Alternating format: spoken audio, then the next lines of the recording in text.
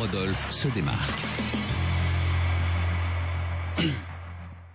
Rodolphe, vous êtes allé nous chercher ce sport donc, qui nous vient d'un pays du Nord. Ah oui, de l'Irlande. Et c'est sans doute peut-être le sport le plus ancien qu'on ait eu à traiter ici, puisque c'est un sport qui a près de 3000 ans, figurez-vous. C'est un mélange de basketball, de hockey et de rugby. C'est-à-dire que c'est extrêmement physique.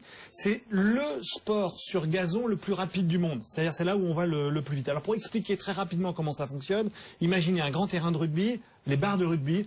Au milieu des barres de rugby, vous installez une grande cage de foot. D'accord. Et avec l'équipement du hockey, c'est-à-dire sans les protections.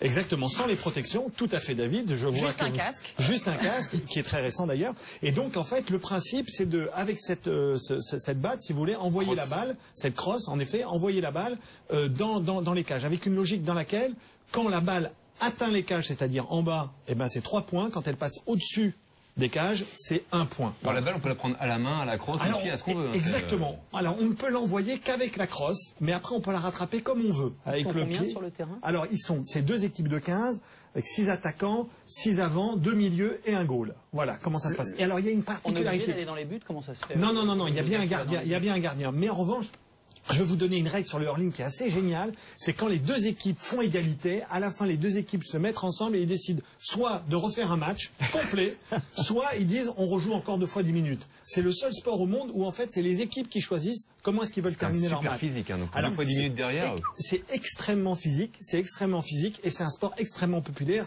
Figurez-vous qu'en Irlande, c'est le 2e sport irlandais juste après le football et devant le rugby. C'est-à-dire on joue plus en Irlande au hurling qu'on ne joue au rugby. Et je veux terminer simplement pour vous dire 2 choses. On y joue aussi maintenant en Nouvelle-Zélande, bien évidemment en Afrique du Sud et aussi en Argentine, parce qu'il y a une grosse communauté irlandaise. Et je veux terminer parce qu'il faut absolument que je vous passe exactement du Zidane du hurling qui s'appelle Henry Schiffer, ce jeune Irlandais de 36 ans qui est dans l'équipe de Kilkenny. Et figurez-vous qu'en 52 matchs, cet homme-là a marqué 453 points. C'est-à-dire qu'il a marqué 396 paniers à 1 point et il a marqué 23 paniers à 3 points.